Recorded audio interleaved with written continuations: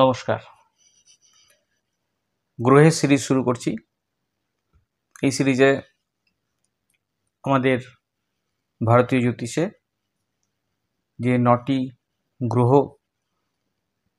বিবেচনা করা হয় সেগুলো নিয়েই আমি পরপর আপনাদের সামনে ভিডিও নিয়ে আসব এবং গ্রহের কারকতা, গ্রহের বৈশিষ্ট্য, গ্রহ থেকে আমাদের জীবনের কি কি বিষয়গুলো দেখা উচিত, কি কি রেমেডি করা উচিত,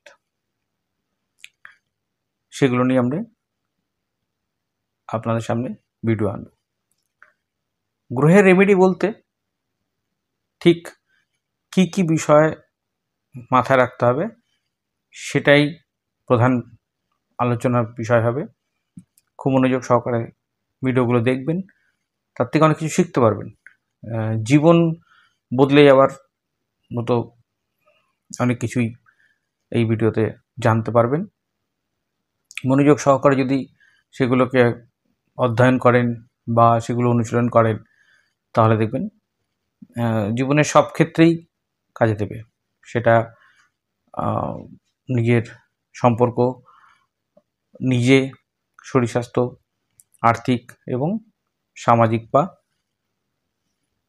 যেটা প্রফেশন, আজীবিকা, সমস্ত দিকটায় কী করে ঠিকঠাকভাবে নিজেকে মেনটেন করা যায় এগুলো, এবং এর সঙ্গে এর পরবর্তীতে আসবে ভাব।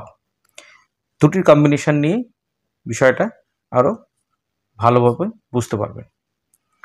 আর গ্রহের বিষয় যেগুলো খেয়াল রাখতে হবে সেগুলো আমি পরপর যেমন বলবো সেগুলোকে ঠিকঠাকভাবে শুনবেন এবং সেটা বোঝার চেষ্টা করবেন। আমাদের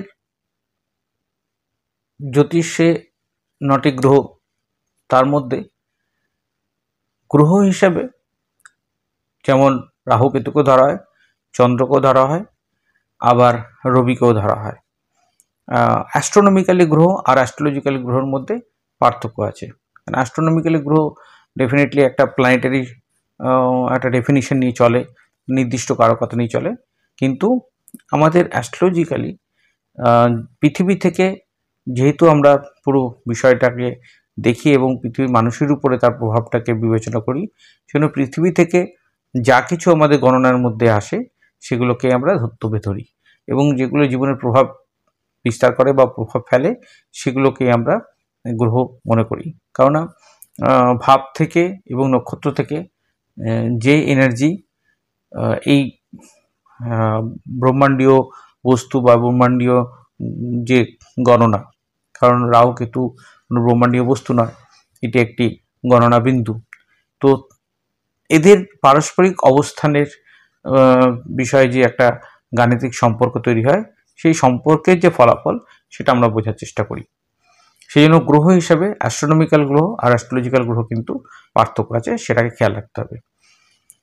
তো এই গ্রহের সিরিজে প্রথমে যেমন আমরা সাধারণভাবেই রবিকে নিয়ে আলোচনা করি, রবিকে বোঝার চেষ্টা করি, তারপরে চন্দ্র, তারপরে মঙ্গল, তারপরে বুধ, তারপরে বৃহস্পতি, শুক্র, শনি এবং সর্বশেষে রাহু আর কেতু। তো রবিকে যদি জানতে চাই, বুঝতে চাই, কিভাবে বুঝব?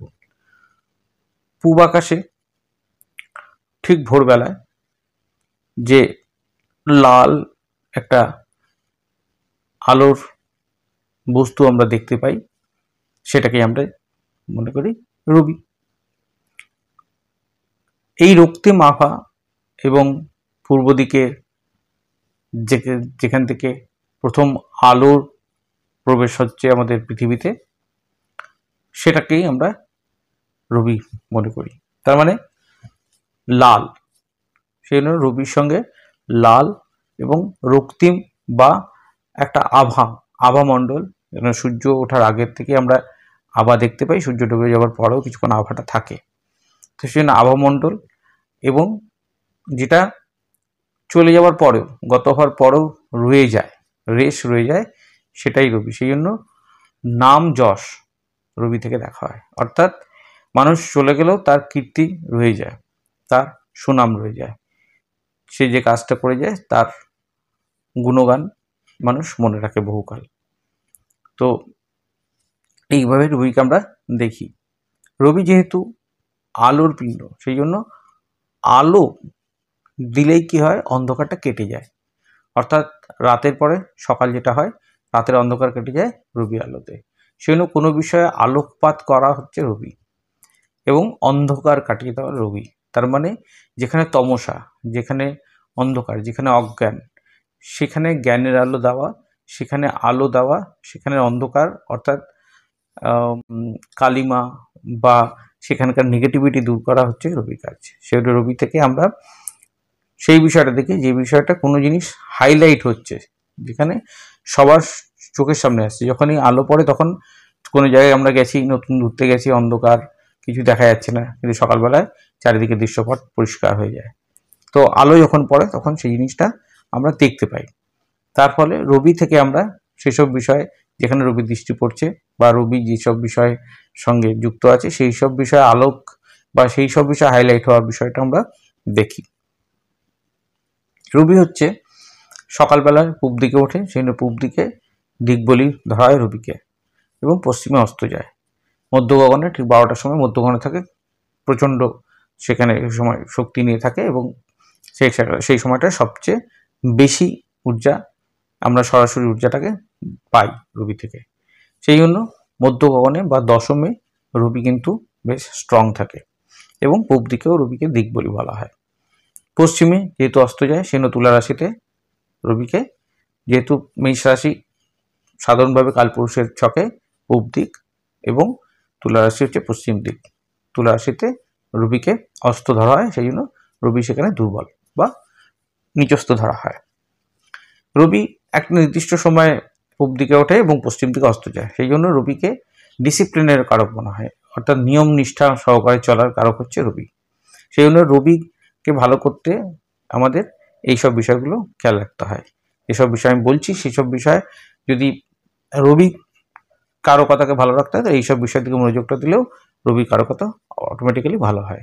তার মানে কোনো জিনিসের অন্ধকার, মানে জ্ঞানের বিষয়, নিজের জ্ঞানটাকে পরিচালিত করতে হবে, নিজের ব্যক্তিত্বকে পরিচালিত করতে হবে।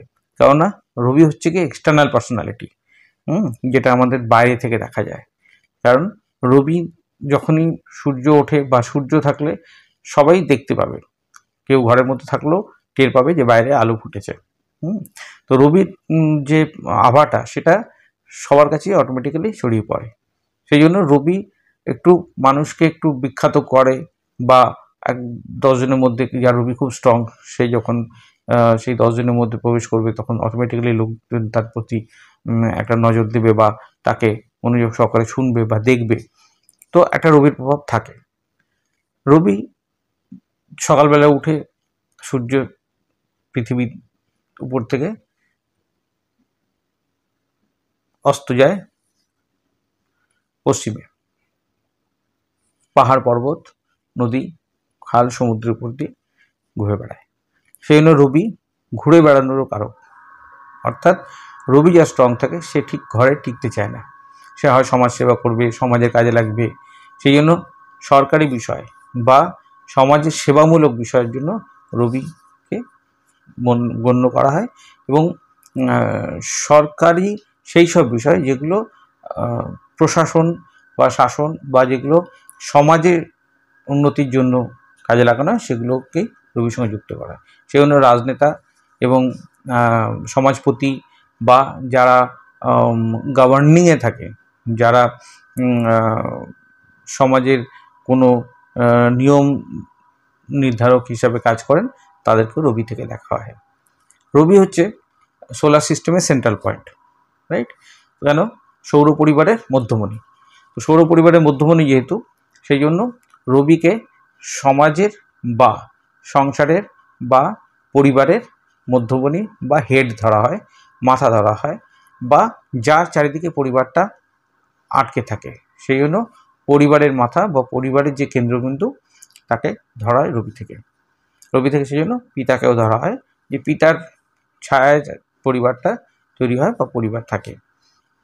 এবং যারা সমাজের বা শহরের সামাজিকভাবে বা গভর্নিং হেড, তাদেরকেও রবি থেকে ধরা হয়।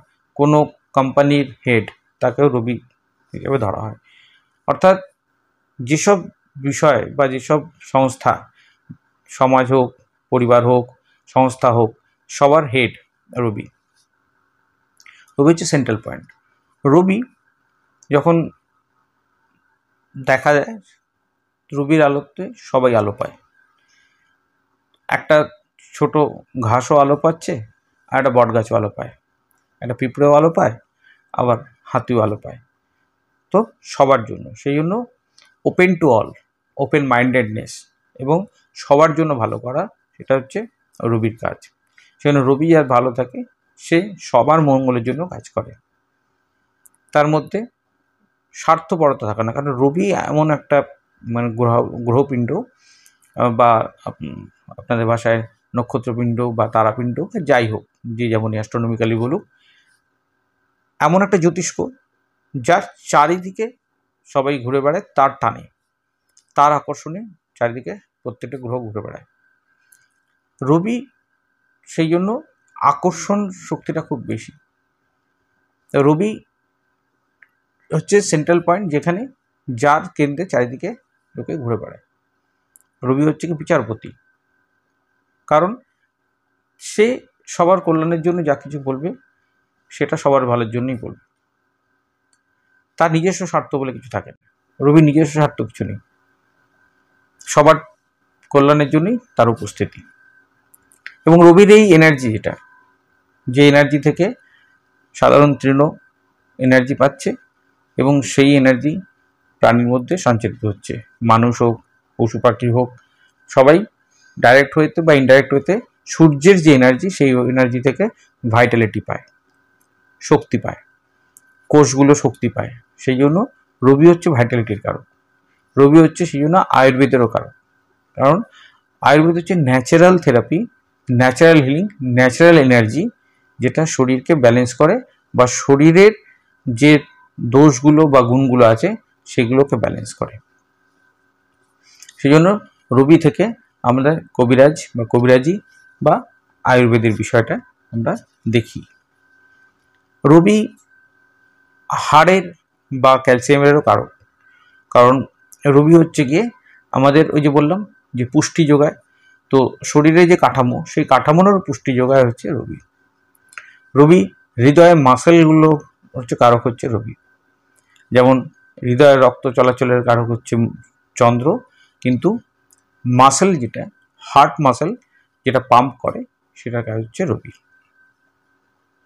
রবি যে রত্ন, সেই রত্ন রুবি বা মানিক। রবির যে ধাতু সেটা হচ্ছে গিয়ে তামা, সোনা এবং হলুদ রং, তাম্রবর্ণ, এগুলো হচ্ছে রবির রং। রবির দান হিসেবে গমের দান করা হয়, এবং অনেকে জোয়ারেরও দান করে। জোয়ার বা জব যেটাকে বলি, সেটাও রবি। আতপ চাল, এটাও রবিকে সিগনিফাই করে।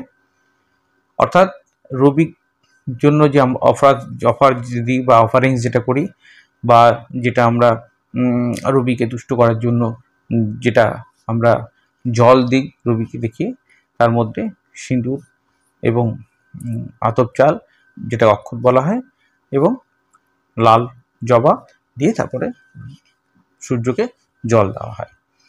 তো এই বিষয়গুলো রবির সঙ্গে কানেক্টেড। রবিকে ভালো করার জন্য সবচেয়ে ভালো উপায় হচ্ছে গিয়ে ওপেন মাইন্ডেড থাকা, সময় ঘড়ির সময় ধরে চলা। যাদের রবি ভালো, তারা ঠিক ঘড়ির সময় ধরে কাজ করে, এবং ঘড়ির সময় ধরে যারাই কাজ করে তারা জীবনে অনেক এমনিতে অনেক উন্নতি করতে পারে। ডিসিপ্লিন, হ্যাঁ, এবং প্ল্যানিং করে চলা নির্দিষ্টভাবে, এবং সবার ওয়েলফেয়ারের জন্য চিন্তাভাবনা করা, ওপেন মাইন্ডেডনেস রাখা, ব্রড মাইন্ডেডনেস রাখা, এটা হচ্ছে রবির কাজ। আর রবি নেগেটিভ জিনিস হচ্ছে তেজ বা ইগো, অর্থাৎ রবি তেজের সামনে সবাই দাঁড়াতে পারে না, কিছুক্ষণ রোদে দাঁড়ালেই মাথা ঝিমঝিম করতে থাকে, ছাতা নিতে হয়। তো সেই জন্য রবির প্রভাব যাতে অনেক সময় কী হয়, রবির প্রভাব যাদের খুব বেশি থাকে, যেসব জাতক জাতিকাদের, তাদের সম্পর্কগুলো ঠিকঠাকভাবে মেনটেন করতে অসুবিধা হয়। হয়তো কেউ এগিয়ে এলো, কেউ পিছিয়ে গেল, হ্যাঁ, তো যে এগিয়ে এলো সে তো ঠিক আছে, কোনোরকম মানিয়ে নিল, কিন্তু অনেকেই সহ্য না করতে পারে, পিছিয়ে যায়।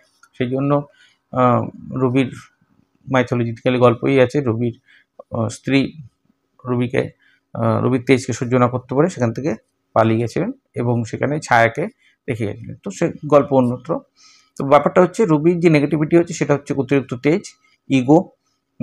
এটা একটা রবির, মানে আমি সব, আমার তো কাউকে দরকার নেই, আমি রাজা, তো আমার প্রজার দরকার নেই। তো এটা হচ্ছে রবির নেগেটিভিটি। প্রত্যেকটা গ্রহেরই নেগেটিভ এবং পজিটিভ দুটো ইম্প্যাক্টই আমাদের জীবনে আসতে পারে। তো সেই জন্য প্রভাব যেটা, সেটা সম্পর্কে আমাদের ধারণাটা রাখতে হবে। রবি যদি ভালো রাখতে হয়, অর্থাৎ যদি নেম ফেম ঠিকঠাকভাবে আমাদের জীবনে প্রয়োজন হয়, তাহলে এই ইগোর ব্যাপারটাকে খেয়াল রাখতে হবে, সময়ানুবর্তিতাটাকে খেয়াল রাখতে হবে, ডিসিপ্লিনটাকে খেয়াল রাখতে হবে, এবং তারপরে রবি ডেফিনেটলি কারো ভালো উন্নতি দেবে, কাজে কর্মে উন্নতি দেবে। তো রবি থেকে আমরা এই বিষয়গুলো দেখি। আর রবির অন্যান্য গ্রহের সঙ্গে যে কম্বিনেশন বা অন্যান্য রাশিতে যে থাকার ফলে যে রেজাল্টগুলো, সেগুলো আমি রাশি নিয়ে যখন আলোচনা করব বা ভাব নিয়ে যখন আলোচনা করব তখন বলে দেবো, তাতে আরও বিশেষ বিশেষ বিষয়গুলো জানা যায়। রবি কারোর যদি ডিস্টার্ব থাকে বা ভাবগত দিক থেকে, তাহলে কি কি উপায় করা উচিত সেগুলো আমি ভাবের সঙ্গে সম্পর্ক যখন তৈরি হবে তখন আমি সেখানে বলে দেবো। এখানে একটা বেসিক জিনিস ধরে রাখা হয় যে রবি থাকলে কি করা উচিত। তো রবি ভালো করার জন্য কোনো রত্ন ধারণের প্রয়োজন হয় কি না হয় না সেটা আমরা পরে আলোচনা করব, বুঝে নেব। কেননা রত্ন ধারণের বিষয়টা বোঝার বিষয় আছে এখানে। রেমেডি হিসাবে রবির ক্ষেত্রে যেটা বললাম সেটা হচ্ছে, রবিকে ভালো রাখতে গেলে একটা জিনিস করতে হবে, সেটা হচ্ছে ইগোটাকে বাদ দিতে হবে এবং সময় মতো চলতে হবে। তাহলেই রবি, অন্যান্য রেমেডি না করলেও রবি ভালো রেজাল্টটা দেবে। এইভাবেই সঙ্গে থাকবেন, ভালো থাকবেন। কেমন লাগছে আমার ভিডিওগুলো অবশ্যই জানাবেন, একটা কমেন্ট করবেন। আশা করি আমারও আপনাদের সঙ্গে থাকতে ভালোই লাগবে। ধন্যবাদ।